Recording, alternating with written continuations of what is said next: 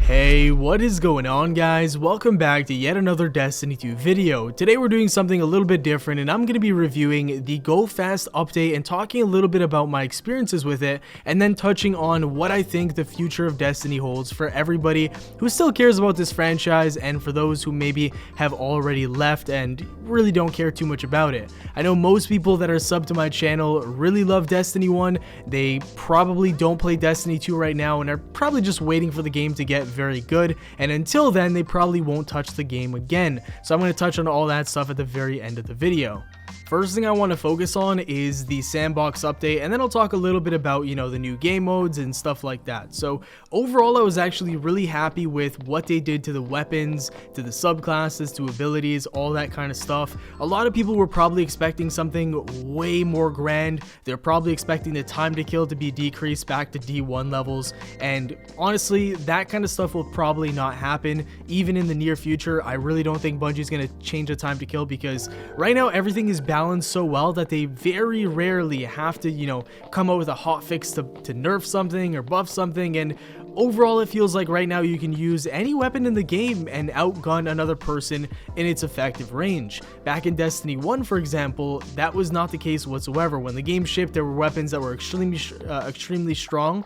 Although they were fun, they weren't very balanced compared to other weapons. And so for 3 years, Bungie had to constantly nerf and buff things every few months. And that took a lot of their time and resources from other things and kind of forced them to deal with the Sandbox. And I think that probably had a little bit to do with the amount of content that they could put out. Now, I don't know that for sure. That's just my opinion. I would love to see a faster time to kill. I think overall that would make for a higher chance of multi-kills, sick plays, good highlights, all that kind of stuff. It would make it just more fun in general, but I don't think that's going to happen anytime soon. And overall, I think what they did here was enough to kind of change the pace of the game and make it pretty enjoyable. Now, I really like what they did with the subclasses. I think the movement speed buffs were definitely noticeable. It definitely speeds up supers. The Arc Strider, I noticed how much more powerful that is, especially on the PS4 right now. The lunge range, their speed is just way quicker. I noticed that Dawn Blades are pretty damn powerful now as well, and I love what they did with the Night Stalker, where there's still aim assist on the guy invisible after he's done his animation.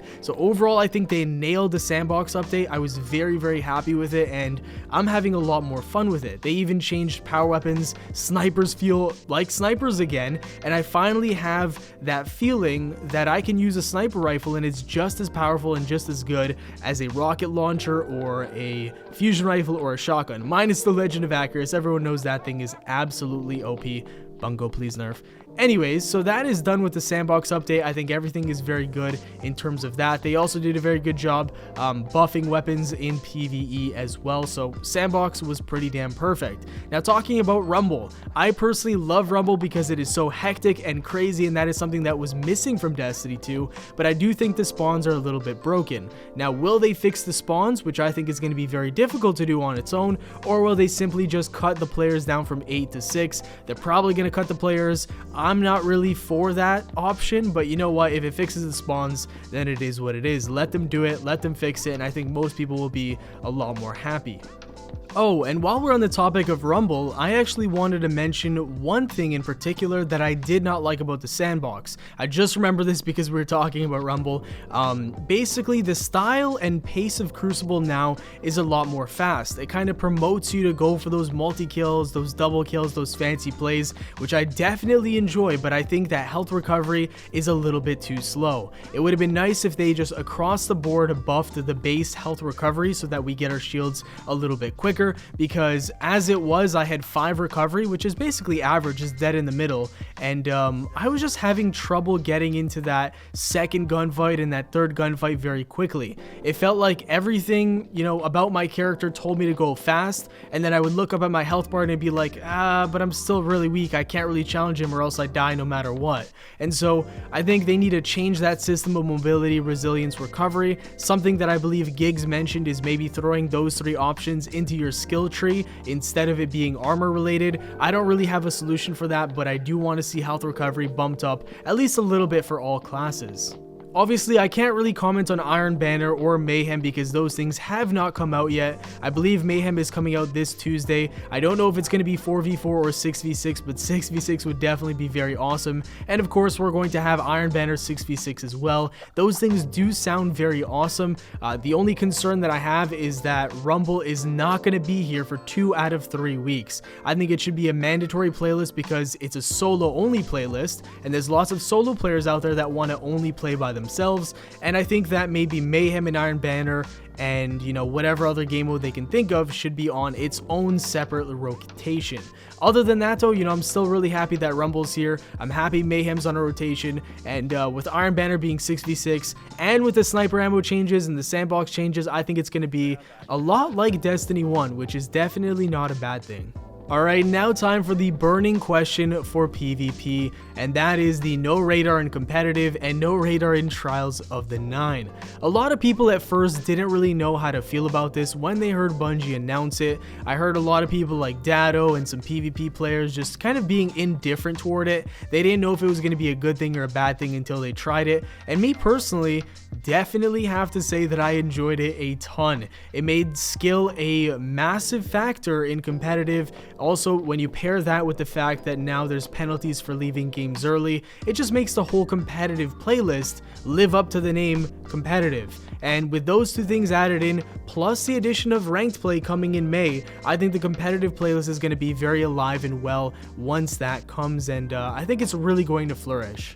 In Trials of the 9, I actually really like there not being a radar as well, because it forces you to have a lot more communication with your team. And I think Trials of the 9 has to be one of those end game activities that only, you know, a select amount or a select group, an elite group of players can reach. Obviously, it's not like that currently. There's a lot of teams that are going flawless that maybe aren't the best, and I don't necessarily have anything against those players. I just want it to be more difficult for everybody. I'm gonna assume the role of a psychic right now, and I'm going to say that you all have a very important and burning question on your minds that you want me to answer.